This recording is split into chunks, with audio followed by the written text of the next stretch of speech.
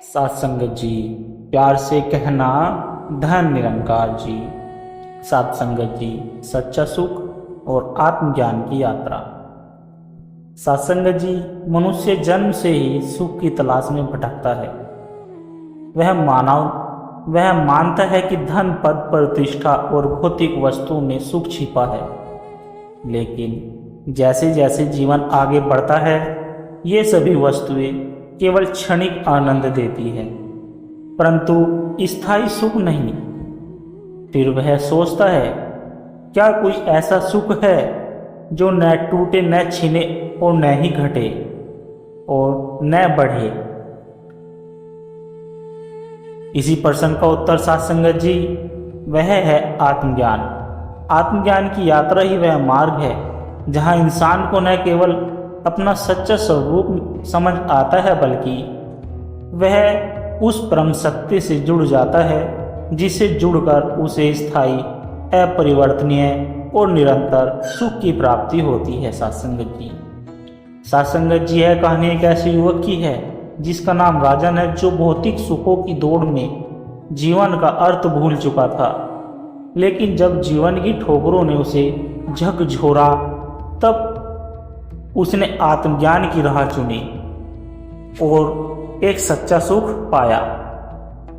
सत्संगत जी, राजन एक युवा व्यवसायी था। उसके पास सब कुछ था, बड़ी गाड़ी, आलीशान बंगला, बैंक बैलेंस, लेकिन फिर भी वह अंदर से खाली था। रात को नींद नहीं आती थी, रिश्तों में मिठास नहीं थी। उसे लगता था कि अगर और पैसा कमा लेगा तो शायद सच्चा सुख मिल जाएगा। सत्संगत जी, राजन दिन रात मेहनत करता, लेकिन अंदर की बेचैनी बढ़ती जाती। एक दिन उसके दोस्त ने कहा कि राजन, तू दिन रात क्यों भागता रहता है? इस भागदौड़ से तुझे क्या सुख मिलेगा? राजन कुछ जवाब नहीं दे पाया। उसी दिन एक बिजनेस डील फेल हो गई और राजन को करोड़ों का नुकसान हो गया। उसे हार्ट अटैक आ गया। अस्पताल में जब उसकी आंखें खुली तो उसने खुद को पूछा, क्या यही जीवन है? अस्पताल से निकलने के बाद राजन बदल गया। अब वह विचार करने लगा कि मैं कौन हूँ, क्यों आया हूँ, मुझे क्या चाहिए। उसे अपने बचपन की याद आई, जब उसकी दादी सत्संग में जाया करती थी और कहती थी कि बेटा, जब तू आत्मा को पहचान लेगा तभी तुझे सच्चा सुख मिलेगा। राजन ने एक दिन निर्णय लिया कि अब वह भौतिक चीज़ों के पीछे नहीं भागेगा, वह आत्मा और परमात्मा को समझने की राह पर चलेगा। सत्संगत जी, उसे किसी ने बताया कि पास ही एक निरंकारी सत्संग भवन है जहां पर निरंकारी सत्संग हो रहा है। राजन वहां गया। राजन ने वहां के वातावरण को देखा। वहां के वातावरण ने उसे झकझोर दिया। वहां पर प्रेम, शांति, समर्पण की अनुभूति ने उसके मन को छू लिया। सत्संगत जी, सत्संग में उसने एक संत से आत्मज्ञान की बात की। संत ने कहा, बेटा, आत्मा को जानना है तो पहले उस परम सत्ता को जानना होगा जिससे आत्मा जुड़ी है, और वह है निरंकार, आकार रहित, सर्वत्र व्यापक, साक्षात सत्य। जब तू उसे जान लेगा तब तुझे खुद को भी जानने का बोध होगा। सत्संगत जी, राजन ने आत्मज्ञान की दीक्षा ली। उसने अनुभव किया कि मैं शरीर नहीं हूँ, मैं आत्मा हूँ। उसे महसूस हुआ कि जो सुख वह वर्षों से ढूंढ रहा था बाहर की ओर, वह तो उसी के अंदर था, आत्मा और परमात्मा के मिलन में। सत्संगत जी, अब राजन का जीवन बदल चुका था। अब वह हर काम को निरंकार को समर्पित भाव से करता। अब उसे न तो भविष्य की चिंता थी और न ही भूतकाल की चिंता थी। सत्संगत जी, हर हाल में वह परमात्मा का शुक्रगुजार बन चुका था। उसने अपने कारोबार को भी सेवा का माध्यम बना लिया। कर्मचारियों से प्रेम से पेश आता, हर किसी की मदद करता, अपने अनुभव बांटता। राजन अब सत्संग में नियमित जाता, सेवा करता और सुमिरन करता। सासंगत जी उसकी मुस्कान अब सच्ची थी, उसकी आंखों में स्थिरता थी। अब वह जान चुका था कि सच्चा सुख बाहर नहीं, आत्मज्ञान में है। सासंगत जी, राजन की यह कहानी हर उस व्यक्ति के लिए है। सासंगत जी, हर उस संत के लिए है जो जीवन में खालीपन, बेचैनी और दुखों से घिरा होता है। सासंगत जी, यह कहानी हम संतों को बताती है कि सच्चा सुख किसी भौतिक वस्तु में नहीं, आत्मा की शांति में होता है। आत्मज्ञान वही है, वह कुंजी है सासंगत जी, जो हमें हमारे सच्चे स्वरूप से परिचित कराती है। सासंगत जी, जब हम परमात्मा को जान लेते हैं तब हमें संसार में रहकर भी वैराग्य की अनुभूति होती है। सासंगत जी, जो आत्मा को पहचान ले वही सच्चे सुख का अधिकारी बनता है। आत्मज्ञान ही वह आईना है जिसमें इंसान अपना दिव्य स्वरूप देख सकता है। सासंगत जी,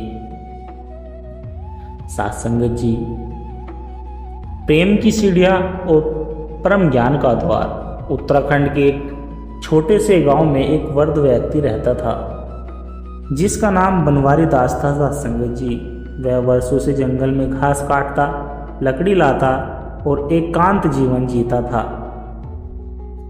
सासंगत जी, न परिवार न कोई मित्र, बस अकेलापन और पहाड़ों का साथ। लोग कहते थे बनवारी सनकी हो गया है, लेकिन बनवारी के चेहरे पर एक ऐसी मुस्कान होती जिसे देख लोग चकित हो जाते थे। एक दिन एक युवक जिसका नाम सौरभ था, जो शहर से छुट्टी मनाने के लिए गांव में आया था, वह बनवारी से मिला और उसने पूछा, बाबा आप तो बिल्कुल अकेले हो, न परिवार है न आराम, फिर भी मुस्कुरा क्यों रहे हो? फिर भी मुस्कुरा क्यों रहे हो? बनवारी ने बस इतना कहा कि बेटा, जिस दिन तुझे आत्मा का पता चल जाएगा उस दिन तू भी मुस्कुराने लगेगा। सासंगत जी, सौरभ दिल्ली के एक मल्टीनेशनल कंपनी में काम करता था।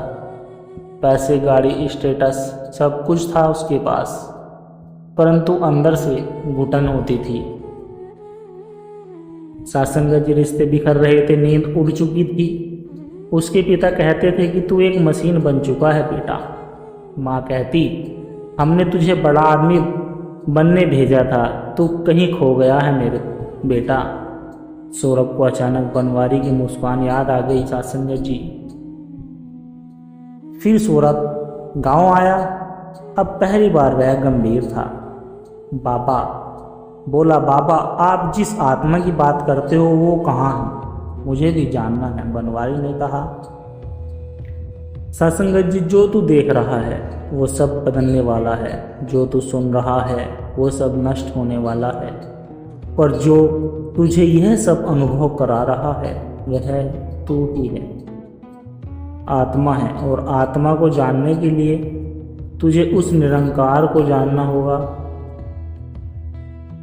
जिससे आत्मा जुड़ी होती है। सासंगत जी, फिर बनवारी उसे एक छोटे से सत्संग में ले गया। सौरभ ने पहली बार देखा, कोई गहरा रंग है, कोई गा रहा है, कोई झाड़ू लगा रहा है, कोई पानी पिला रहा है, और सबके चेहरे पर, सासंगत जी, सबके चेहरे पर वही शांति। सौरभ ने वहाँ आत्मज्ञान की दीक्षा ली। जैसे ही ज्ञान की दृष्टि मिली, सौरभ की आंखें छलक पड़ी। उसे लगा जैसे वह अब तक अंधेरे में था। उसे पहली बार लगा कि वह शरीर नहीं, वह आत्मा है। सत्संगत जी, और यह आत्मा उसी निरंकार का अंश है जो हर जीवन में है। सत्संगत जी, सौरभ अब शहर लौट गया, लेकिन अब उसकी दृष्टि बदल चुकी थी। वही ऑफिस, वही गाड़ी, वही तनाव, पर अब हर काम वह दाता के स्मरण से करता था। सत्संगत जी, माँ से प्रेम, पिता से संवाद, ऑफिस में सहकर्मियों से नम्रता। अब उसे दिखने लगा कि सुख बाहर नहीं, दृष्टिकोण में है।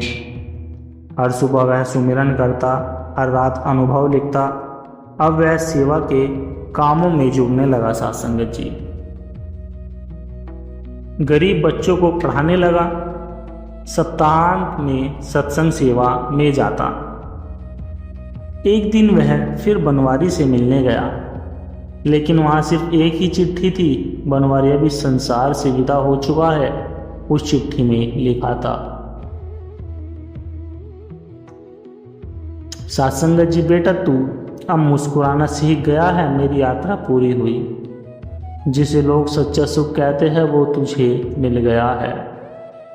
वह है परमात्मा में लीन होना, हर हाल में शुक्रगुजार रहना। सत्संगत जी, सौरभ की आंखों से आंसू बह निकले, पर होठों पर वही मुस्कान थी जो बनवारी की थी। सौरभ ने अपना जीवन उस ज्ञान को फैलाने में लगा दिया। सत्संगत जी, उसने एक संस्था बनाई जो थी आत्म साक्षात्कार केंद्र, जहां युवक युवतियां ध्यान लगाकर सुमरन और सेवा करते। हर हफ्ते सत्संग करवाता, हर दिन सच्चे सुख की बातें करता। सत्संगत जी, अब सौरभ के पास करोड़ों नहीं थे। सत्संगत जी, लेकिन उसके पास प्रेम था, शांति थी, समर्पण था और सबसे बढ़कर परमात्मा की अनुभूति थी। सत्संगत जी, सच्चा सुख उस दिन आता है जब हम अपने अंदर झांकते हैं, जब हम उस परम सत्ता से जुड़ते हैं जो निरंकार है, सर्वव्यापी है और साक्षात्कार प्रेम स्वरूप है। आत्मज्ञान से बढ़कर सेवा, सुमरन और सुंदर कोई नहीं। सत्संगत जी, सत्संगत जी, एक सवाल जो जीवन को बदल दे। ग्राम बालापुर में एक सीधा साधा किसान रहता था जिसका नाम विजय था। वह मेहनती था, धार्मिक और अपने खेतों से बहुत प्यार करने वाला व्यक्ति था। सत्संगत जी, हर सुबह खेत में काम करना, दिन भर हल चलाना और शाम को मंदिर जाना, यही उसकी दिनचर्या थी। लेकिन उसके मन में हमेशा एक सवाल उठता रहता था। सत्संगत जी, कि भगवान इसे सबसे ज्यादा बनाना पसंद करते हैं।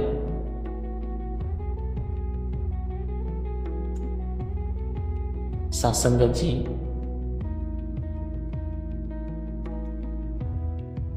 क्या साधु संतों को, क्या धनियों को जो मंदिर बनवाते हैं, या फिर उन भक्तों को जो दिन रात भजन गाते, एक दिन सत्संग में किसी के बहाने से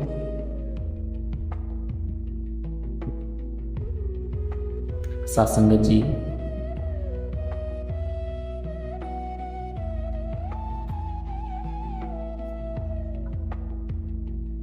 एक दिन सत्संग में किसी ने कहा, जो आत्मा अपने स्वरूप को पहचान ले वही भगवान को प्यारा होता है। पर विजय यह नहीं समझ सका आत्मा का स्वरूप क्या है। यह प्रश्न उसके भीतर गूंजने लगा। विजय अब हर रोज खेत में काम करते हुए सोचता कि मैं कौन हूँ, मैं शरीर हूँ, नाम हूँ, कर्म हूँ, यह विशेष कुछ और। सत्संगत जी, विजय अब उसके मन में बेचैनी बढ़ने लगी। उसने गांव के पंडित से पूछा, संत से पूछा, सबसे अलग अलग उत्तर मिला। एक दिन एक यात्री गांव आया जो वर्द था, आंखों में चमक, चेहरे और शांत। सत्संगत जी, विजय ने उस बुजुर्ग से वही सवाल पूछा कि भगवान किससे सबसे ज्यादा प्रेम करते हैं। बुजुर्ग मुस्कुराया और कहा, जिससे अपने अंदर का परमात्मा दिख जाए। सत्संगत जी,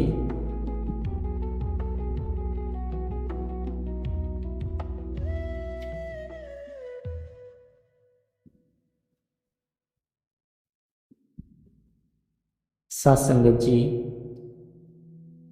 जिसे अपने अंदर का परमात्मा दिख जाए वही भगवान का प्यारा बनता है। विजय ने विनती की, मुझे वह दर्शन कराओ बाबा। बुजुर्ग बोले, इसके लिए सत्संग, सेवा और सुमरन का मार्ग अपनाओ। सत्संगत जी, और एक दिन ज्ञान की दृष्टि तुझे मिल जाएगी। विजय अब सत्संग जाने लगा। वह सेवा में जुट गया सच्चे मन से। कुछ महीने बीते। एक दिन उसे ब्रह्म ज्ञान की दीक्षा मिली। आंखें बंद करते ही उसे पहली बार लगा कि वह केवल शरीर नहीं, आत्मा है। और यह आत्मा, सत्संगत जी,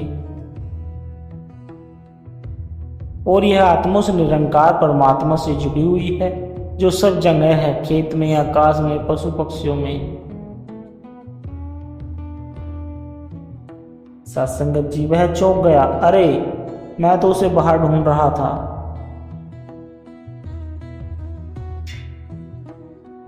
मैं तो उसे बाहर ढूंढ रहा था और वह तो मेरे ही अंदर बैठा था। सत्संगत जी, भगवान उसे सबसे ज्यादा प्रेम करते हैं जो उसके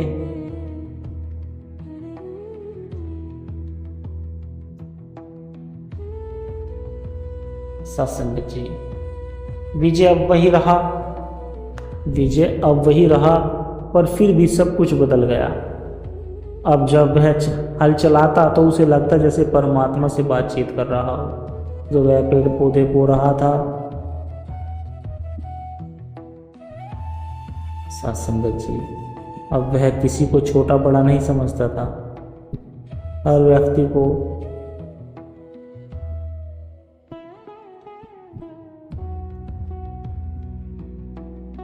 गांव वालों को अचरज होता, विजय में बदलाव कैसे आ गया। उसकी आंखों में शांति थी, वाणी में मधुरता, कर्म में करुणा। अब वह अपने खेत को भी सत्संग स्थल बना चुका था। सत्संग जी, हर हफ्ते गांव के लोग जुटते, प्रभु की चर्चा होती, सेवा होती।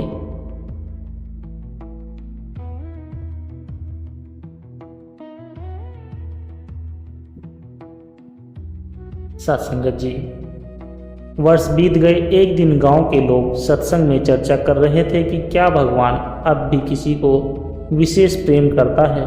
तभी एक बुद्ध वर्द संजन उठे, बोले, जिसने खुद को जान लिया,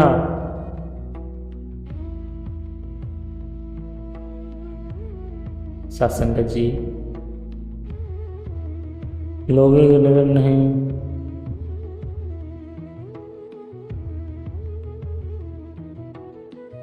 सत्संगत जी, लोगों की नजर विजय पर गई। उसने मुस्कुराकर कहा, मैं नहीं जानता कि मैं सबसे प्रिय हूं या नहीं, लेकिन अब मैं जानता हूं कि वह निरंकार सबसे प्रिय है मुझे। और जो भी उस निरंकार को अपने अंदर देखे वह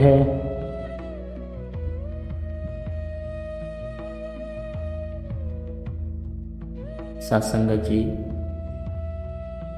कथा का संदेश ये है, आत्म ज्ञान के बिना जीवन अधूरा है। सेवा, सत्संग, सुमरन से परमात्मा का साक्षात्कार होता है। सच्चा भक्त वह सत्संगत जी जो हर जीव में भगवान को देखे।